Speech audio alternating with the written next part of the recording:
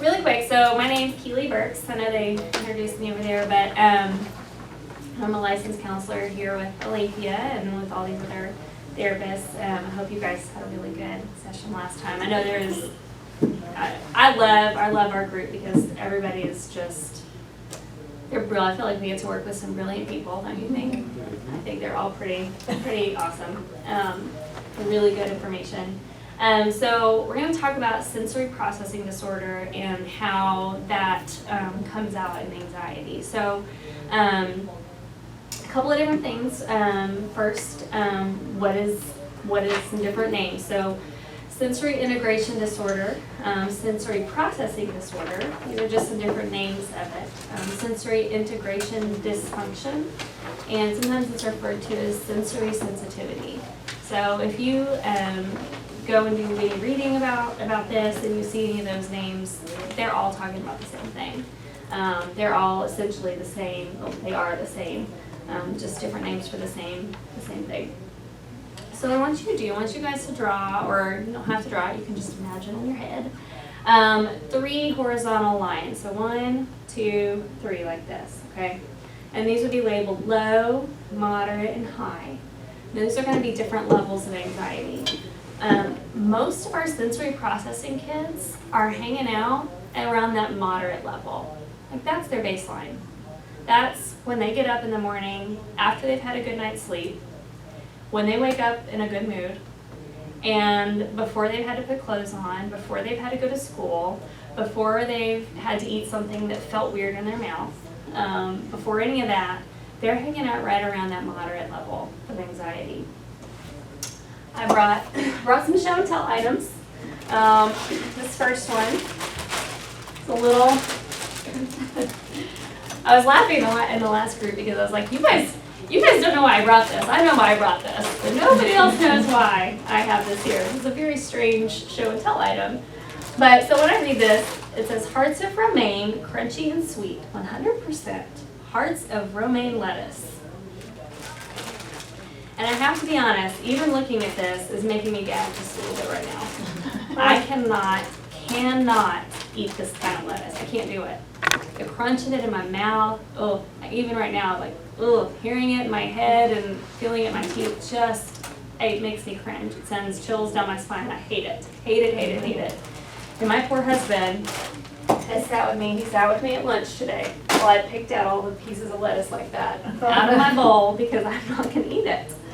One of the sweetest, most romantic things he's ever done for me was to pick all the lettuce, the nasty lettuce, out of my salad that he knew I would not eat. I know. Would you do that for your wife? Yeah, so that is an example of a sensory processing issue. Okay. Now for me as an adult, some things that I have figured out, I've grown relatively thick skin, so if I have somebody that looks at me weird because I'm picking the nasty lettuce out of my salad, I don't really care. I've moved past that point in my life of really caring about what other people think about how I eat or what I eat. It's fine. If they want to think that's strange, that's totally fine. It is strange. I can say that. It's okay. My husband giving me little comments here and there, totally fine, because I also know what his sensory things are, so I can push it back. So we're good on that. But also, my parents are not hanging around watching me eat salad all the time, making me eat every last piece of lettuce out of my bowl. That's not happening. Nobody's standing around making sure that I do that. Nobody is shoving it down my throat, giving me consequences if I don't do it. That doesn't happen anymore. So I have gotten to a point in my life now, thankfully, where my sensory issues they're not debilitating. I've adapted. I have learned some tools and some things that are helpful for me in dealing with those. But if I were 7 and I had an issue eating crunchy lettuce, I would not have the tools that I needed in order to adapt and deal with that in a healthy way without it being hurtful or difficult or maybe even wounding, to be wounds that I might carry on for years as a child. As an adult, very different. So what I gave you guys a whole checklist.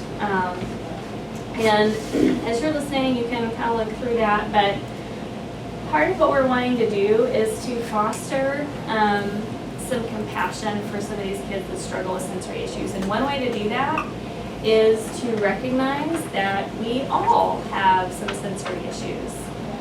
We all have those little quirky things that we can't necessarily control, that we don't fully understand. I cannot tell you why I don't like crunchy lettuce. I just know I don't. To my knowledge, I've never had a traumatic experience with crunchy lettuce. I don't know. I don't know why. I just don't like it. And it's the same way. And so you guys, it's the same with these kids. So you guys, as we're listening, can kind of look through some of these things. There's also back on it, so you can look over that.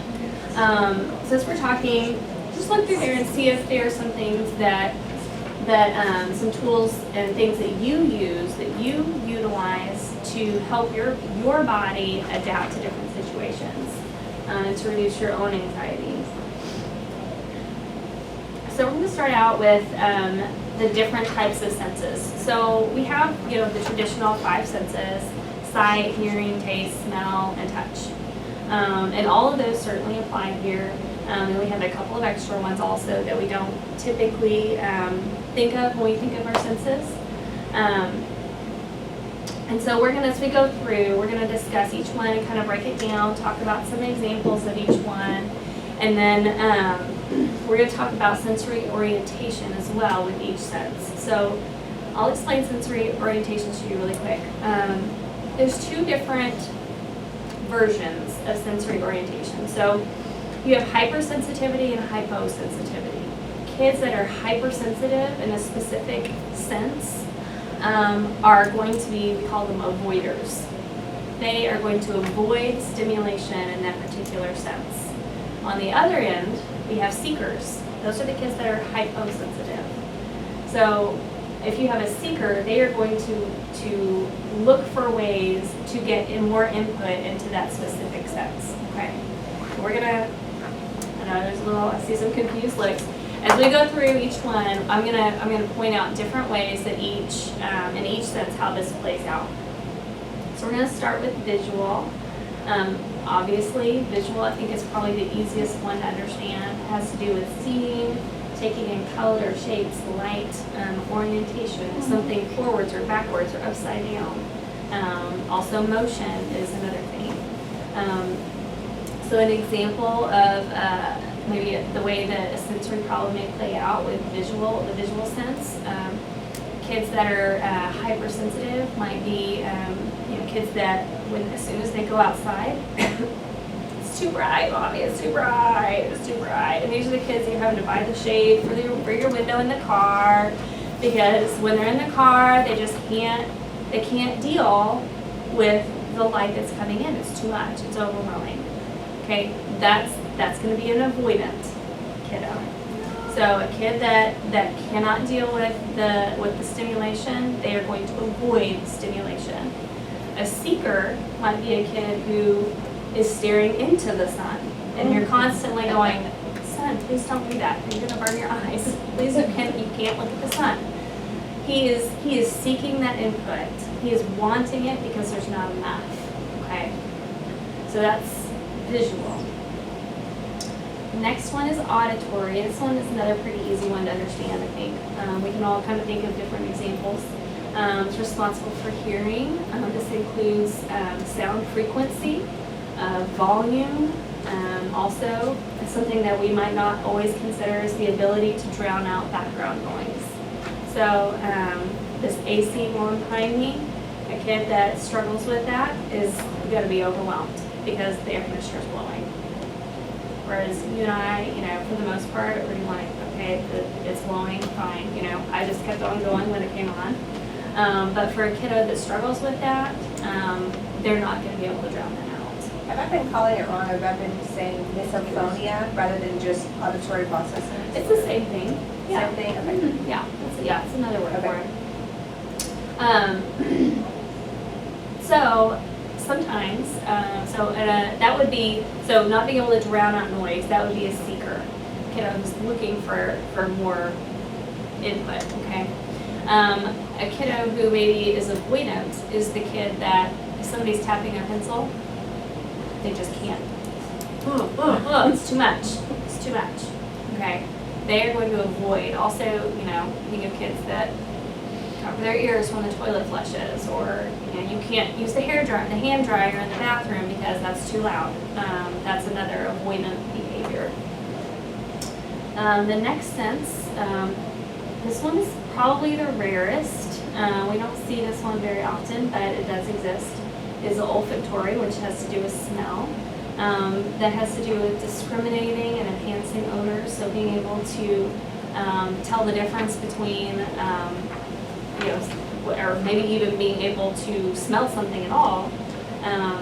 You know, some kids, you might see a kid that wants to. I know our daughter, one of our kiddos, went through a period when she was a little bit younger where she always wanted to smell my vitamins in the morning.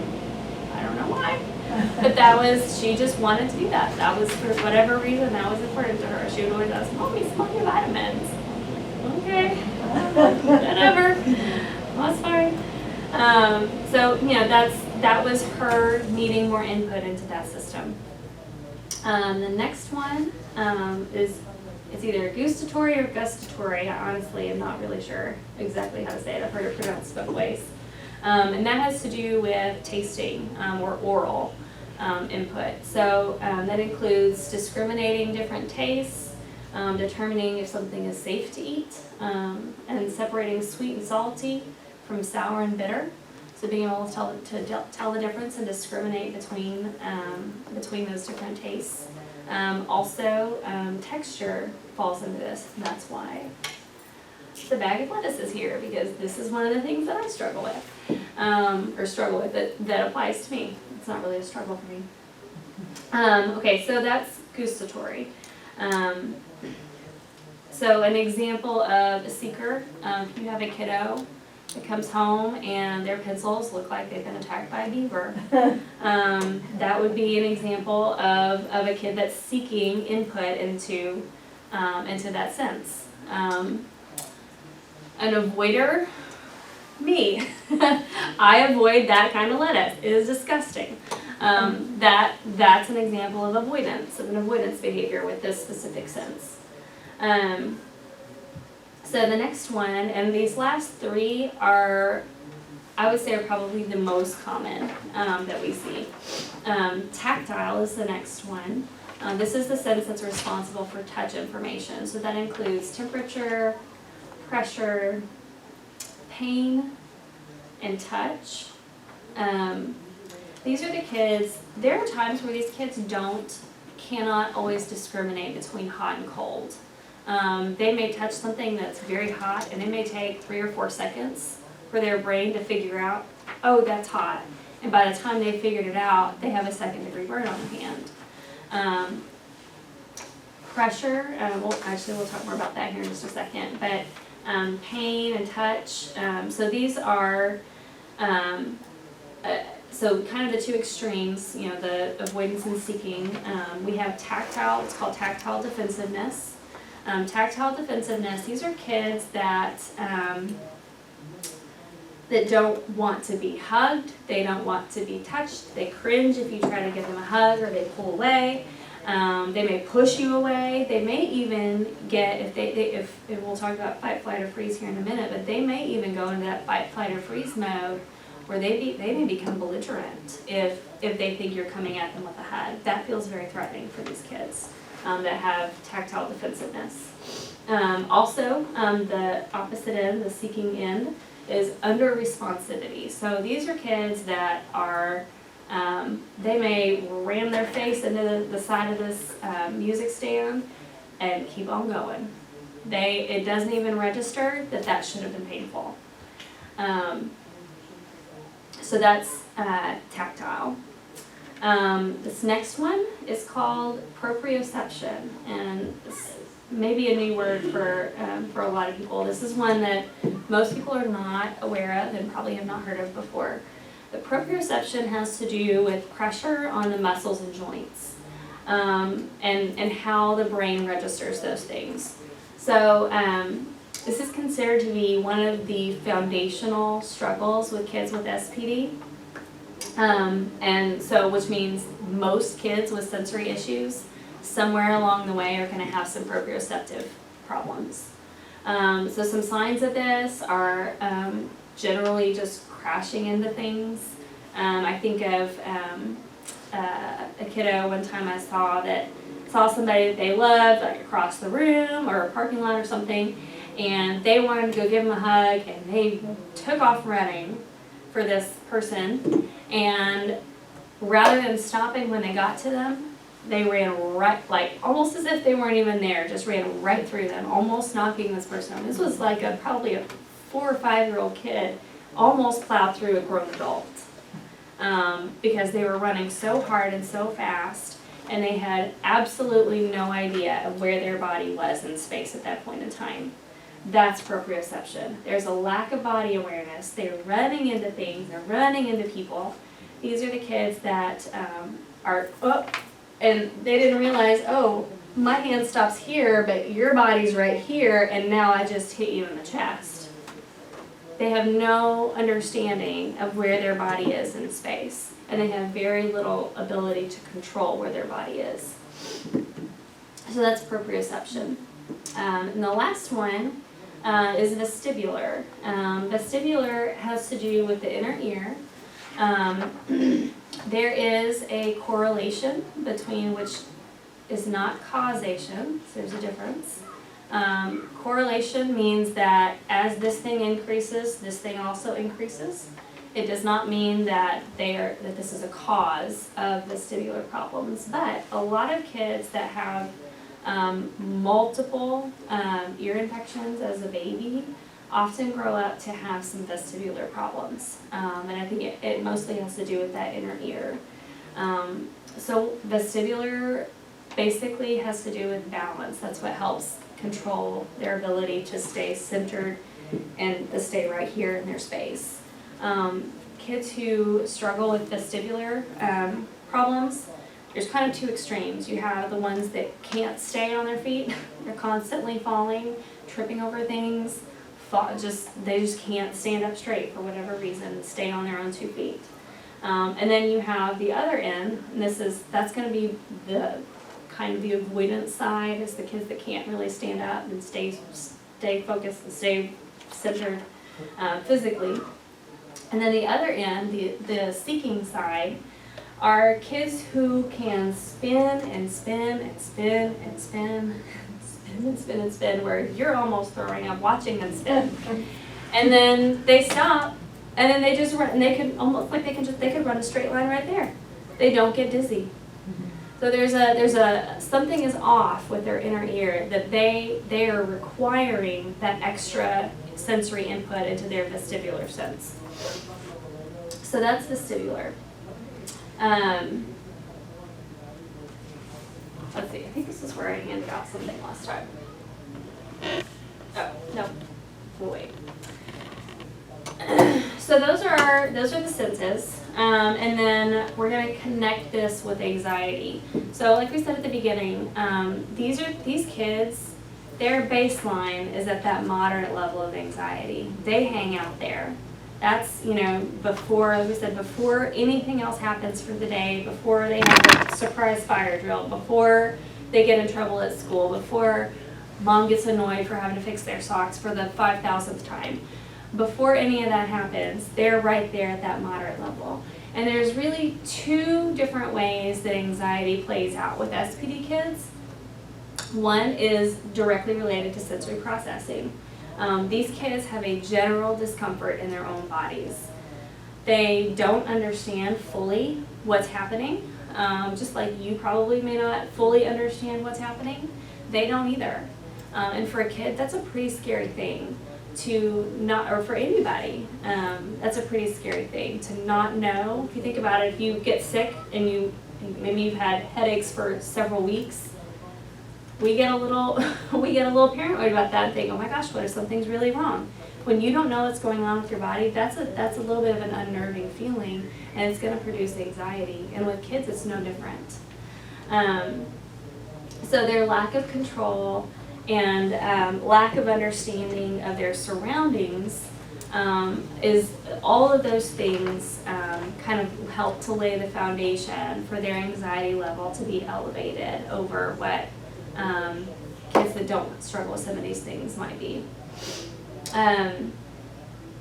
Also for these kids, their fight, we talked a second ago about fight, flight, or freeze, their threshold for that is automatically going to be lower. So it's going to take less for them to get to that fight, flight, or freeze mode. It's going to require less for them to get there than for kids that may not struggle with some of these things, because their anxiety level is already higher. So you're going to see more, like Josh was talking about, anger and tantrums. You're going to see a lot more of those things with sensory kids. It's going to be much more frequent than with kids who don't struggle with some of this. Kids that are avoidant, we talked about avoiders and seekers. Kids that are on the avoidant end of the spectrum are definitely going to probably going to have more anxiety, because they're any stimulation for whatever sense it is that they struggle with. Any stimulation in that. So if you have a kid who's tactile, defensive, if grandma comes over and wants to give them a big hug and they're not going to do it, that hug, that stimulation, that stimuli that's gonna increase their anxiety immediately, because that feels very threatening for them. Now it's not. Their perception of it is that it is, because of what it feels like in their body. So any stimulation with the specific senses that they struggle with is going to feel like a danger to them. It's going to feel threatening. It's going to feel like Millie was talking about earlier about that saber-toothed tiger. Too much light feels like a saber-toothed tiger. Flushing the potty feels like a saber-toothed tiger. Those things feel very threatening to them, even though we all look at it and go, okay, it's just a toilet, who cares? But for them, that sound is scary because it hurts. It may physically hurt, and there may be some mental connections there too, or cognitive connections. So some solutions for this. So I brought some toys. I told you I was going to bring up the toys. And I also have some handouts. I'm going to go ahead and have 3 different ones. So I'll start that one over here. That one here. Start this one over here for that. Okay. I'll pass those around. So there are 2 that say heavy jobs. One is specifically for teachers, and then there's another one that is a little more general for things that you can do at home. But heavy jobs, so really quick, to kind of explain what's happening neurologically with sensory processing. So these neuropathways, there are neuropathways in our brains which are the connections from one neuron to another, okay? So I told the last group, I started seeing people kind of like phase out and I started talking about neurons, like, no, don't, it's not that sciencey, I promise. But things that come easier for us, like I'm assuming, I'm gonna go out on a limb here and say that everybody in this room has brushed their teeth thousands and thousands of times, I hope. And so the more that you do something, the easier it becomes. You don't sit around, or every time you brush your teeth, you don't go, okay, what's the first thing? Get my toothbrush. I need to get my toothbrush. Now where is my toothbrush? And then, okay, there it is. Okay, what am I supposed to do next? Oh, what is it? We don't have to do that because we've brushed our teeth so many times. It becomes very, very, very natural. We get the stuff we need. We put the toothpaste on there. I mean, you may not even look at your toothbrush. You just do it. It's just very easy.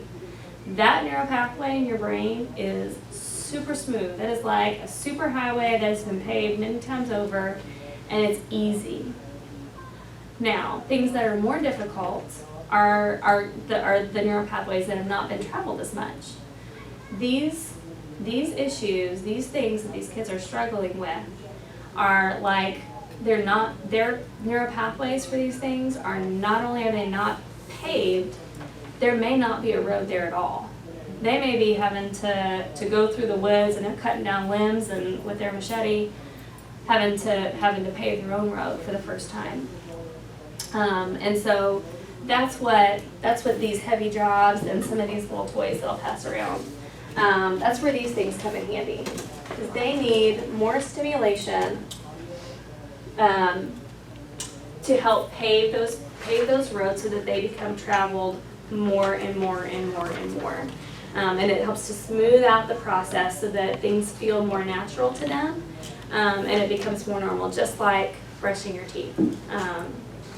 Hopefully you're better at it now than you were when you were 5. So the heavy jobs, some different examples that are in there, and there's all kinds of things. Those are really good for proprioceptive input, for that tactile input, picking up, taking the trash out, pulling that big trash can back up the driveway, that's a great one. Jumping on the trampoline is a really good one. Carrying laundry, making them take their laundry back to their bedroom and putting that away. Anything that requires force and movement is going to be fantastic for helping to pave that road and make that narrow pathway a lot smoother and easier for them to travel. And then I'm going to just pass around, if you have a child at school, you probably know what this is because they are really popular right now, but a little spinner that is good for just fidgeting, just sensory input. This is a fidget cube, and I just bought these on Amazon. There's nothing special about them, but you can just look at them, and here's another little fidgety thing. And then I brought a stress ball, one because I really like stress balls, but two, you can kind of feel, when you squeeze this, you can feel the pressure that goes into your hands and how that can be stimulation for a kiddo that needs extra stimuli. So those are also brought. So they're needing this because, despite the actual problem, any of these would still help. They can. So a like lot. First was sounds. She said got sounds, but these still. Yes. So a lot of the time, sensory processing often comes out looking like ADD. A lot of kids are misdiagnosed with ADD or ADHD, but in actuality, they have sensory processing issues. What these things can be helpful for is to help focus, and I don't really know that I can tell you why it works or how, but I have seen it in myself. I've seen it with my kids, and even with clients I've had that have anxiety or that may struggle with some ADD tendencies, that in playing with some of these things, it's almost like it occupies that part of your mind that needs something else to do. And that keeps that part occupied so you can actually focus on whatever the task is in front of you. And not that noise. Yes, Okay. yes. I can see. And then I also brought, some of you may be familiar with weighted blankets, but this one without permission, she told me I couldn't bring it and I did anyway, but this is off my daughter's bed. But so weighted blanket, this one I think is 8 pounds, and I'll just pass it around and kind of feel it. And I love these. yes, they are, they're great. Those are, again, just a lot of people describe it as feeling like they're getting a big hug, like it just is a hug that doesn't go away. And interestingly enough, my daughter has tactile defensiveness and hates being hugged and touched, but she loves that blanket, loves it. Isn't that interesting? Growing up, I remember liking heavy quilts because they didn't have those. Yep. Oh yeah. Growing up. So it made me feel safe at night. Yep. Because nighttime was a fearful time. Yep. Yeah. Yep. That's exactly. I told the last class.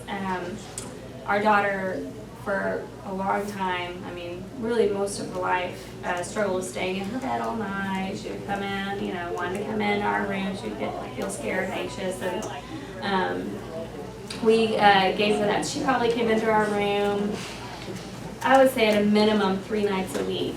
And we gave her that blanket for Christmas, and maybe 5 times since Christmas has she come into our room since she's had this blanket. So again, I don't know that I can explain exactly why it works, but it's pretty incredible. So really quick, because I think we're Where do we order them? They're expensive, the big ones are. yeah, they can be, yeah. I got that one on Etsy. I'm gonna give Okay. you. Did I hand out the? I did. The page with it says resources at the top. There's some books and there's some websites on there. I believe the one that's SPD Start. I'm pretty sure that one has a lot of different things, a lot of different tools. I meant to bring. I forgot to bring. We also have some chewies. So again, if you have a kiddo that has that oral, needs that oral input, they have all kinds of different little things for them to chew on that they will never destroy it. So if they're fighting one of these battles, I mean, is it distract or is it, what are we allowed like to feed into? Like I said for hiccups, she was allowed to ask the teacher to allow her to leave the room. And I think I found out that was not okay, like she needs to deal with it. Like, what If she is- had hiccups? She can't stand the sound of hiccups, so someone in the Oh. student, another student had hiccups, I said she could leave the room. Is that appropriate, or should she need to have a tool to deal with I would say it? she's gonna have to learn how Yeah. to handle it So in the what are classroom. those tools, I guess, is what tools are we? Okay, so, gosh, for hiccups, that's a Well, tough one, yeah. Everybody has their. Yeah, yeah. Well, so in the classroom, if you're talking about specifically for the classroom, or what do I'm you? using them, she's got a whole list, but of things, of noises, but what are the ways we allow her to deal with it? Is it just? I think you could try one of these things. I've also I think anything that's going to take her focus away from that a little bit. Fleeing and running. Yes, is going to be helpful for her. That can help her stay engaged. There are, and I actually just heard about this just maybe like a week ago. There are little strips, and I want to say it may be like Velcro. It may be on one of these websites. I have not looked for it. I just know somebody that their daughter uses it. And she put it stuck it to the bottom of her desk. And I think it's kind of like a Velcro strip. And she can scratch it with her finger. And that input can be distracting and That's can funny. pull her She was, attention away. during the test today, she said she was messing with the hard Yeah. piece of dried syrup on her jeans, and she did it the whole time. Yeah. So that would be an example of just something to do, okay. Yep. That's something that can take that piece that is distracting, take that away so that she can focus on what it is she needs to do.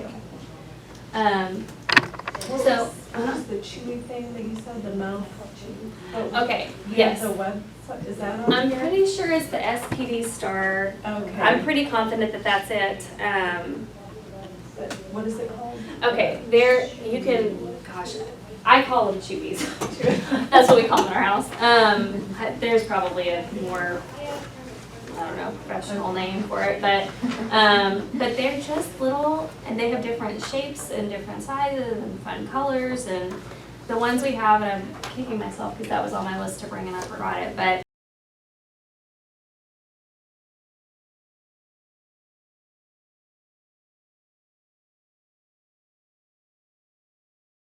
and just chomp on that, and it's not destructive, they're not So destroying is this your something things. they're going to live with? Their A lot of lifetime? kids, Or does so it the limit? idea is, hopefully, that if they get enough input, it's gonna smooth those roads out, and those things will be less, Okay. consuming for Okay. them. That's the idea, that the more input they get, and that's why a lot of kids will naturally outgrow these things, but the problem is that because of the anxiety and what we're about to talk about, how they are indirectly affected and impacted because of their SPD, it can leave some scars that they may wear, or not wear, but that they may carry for their whole lives. So by doing these things and helping them with it, giving them some tools to actually cope with it, can hopefully minimize the amount of time that they struggle with some of these things. So really quickly, this will be our last deal, our last kind of point. So we have kids that experience anxiety directly related to SPD, and then they experience anxiety indirectly related to SPD. And that has more to do with kind of the social repercussions that come from struggling with some of these sensory things. These kids, as you can imagine, they're often criticized or made fun of for being different or kind of or weird or creepy, or they're the ones that have cooties, and sometimes these kids can experience being ostracized and separated from other kids. They're often told that they're wrong. They can have discipline issues at school, which obviously can have a multitude of repercussions that can come from that. And kids can sense when we're frustrated with them. They know. And so, and they typically will internalize that to mean that there's something bad or wrong about them. And those are the kids that, as adults, they're coming in for therapy, and we're having to trace back maybe years of experiences that they've had. And we may come back to this one time when I was in school, this kid made fun of me because I kept chewing on my pencil. And that's such a silly thing to a lot of us, but for them in that moment, that was the most hurtful thing, that somebody drew attention to something that made them different from other kids. So some things, and I threw these in there because these are things that I have said that have come out of my mouth I'm not proud of, but things like, well, if you would just try harder, ... fill in the blank. Well, maybe you didn't do your best this time. Maybe next time if you did your best, then we wouldn't be struggling so much with this. You need to apply what you know. Okay? You need to keep your hands to yourself. You know the rules. Okay? These are things that kids that struggle with some of these issues hear often, and that, again, they're at moderate. As soon as something like that is said, well now, okay, I keep my hands to myself. Okay, I'm gonna keep my hands to myself. I'm gonna keep my hands to myself. I'm gonna keep my hand, and this is how the wheels start turning and keep turning and turn faster, and that anxiety level just goes up and up and up. So some solutions for that really are more about us and how we relate to them than it is about them. Getting down on their level. This is just a good idea when you're working with kids in general. As an adult against a child, we automatically, just because of our size, are going to be an intimidating presence for any kid. So by getting down on their level, that means getting down on the floor with them, but getting eye to eye where they can see into your eyes without having to do this.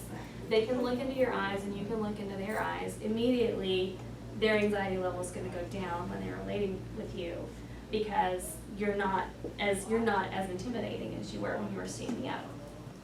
So getting down their level. I call it the Karen Purvis chin prompt. Karen Purvis, if you aren't familiar with her, yeah, probably most of you are.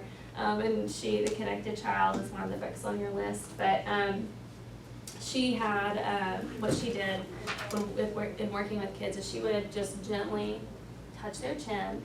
And in doing that, it's encouraging them to, now they're looking at her. They're not looking around, they're not doing this. Now they're right there with her and engaging with her, and she's engaging with them. And another thing that she did was she would ask, where are my eyes? You see my eyes? Let me see your eyes. And in asking that question, you're encouraging that eye contact. And if you have their eyes, you're much more likely to have their ears, and they're much more likely to hear what you have to say, rather than being distracted by all these the air conditioner coming on or whatever it is. Okay. Tone of voice and facial expressions. Years ago, I went to a MOPS meeting, and I wasn't speaking at it, but I was there. I guess I was just there. I don't know why I was there. But the speaker that came said that as a mom, and I think this is true of anybody that's working with kids, but she was saying, since she was speaking to moms, she's saying as a mom, your ministry is mostly right here in your face. The way that you look, your facial expressions when you're with your kids. If you have a grumpy look on your face all the time, your kids are gonna think you're grumpy, and maybe you are grumpy. But your kids are gonna interpret that, and they're gonna internalize it. So the way that you express life, the way that you do life, and how it appears on your face and in your tone of voice is really important. Having a general playfulness is going to take not just their anxiety level down, but it's going to take yours down too. You're going to be less frustrated if you're sing-songy about things, and it feels silly, I think, at first, but being able to be silly makes you much more approachable to kids too. And it's very hard to be critical when you're playful. It's really hard to criticize what somebody's doing when you're playing with them, interacting with them in that way. A couple more things, asking questions before you assume that a child's not trying at something. Checking in with them and say, hey, is there something I can help you with right now? Do you need help with something? I see, you're not obeying me like you usually do. Usually you go and do the thing I ask you to do, and you're not doing that right now. What's going on? Check in with them before you just come down with a hammer. And then the last thing, and I really like this one, is viewing yourself as your child's teammate. Okay, they're not the enemy, and you're not their enemy. You guys are teammates trying to figure out how you're going to conquer this thing out here that's imposing itself on your child's life. So your job and your role is to be supportive and loving, and giving them the tools that they need and helping them figure out what is going to be appropriate to deal with whatever sensory issues or anxiety, and often, again, those things come together. How you're going to deal with those effectively.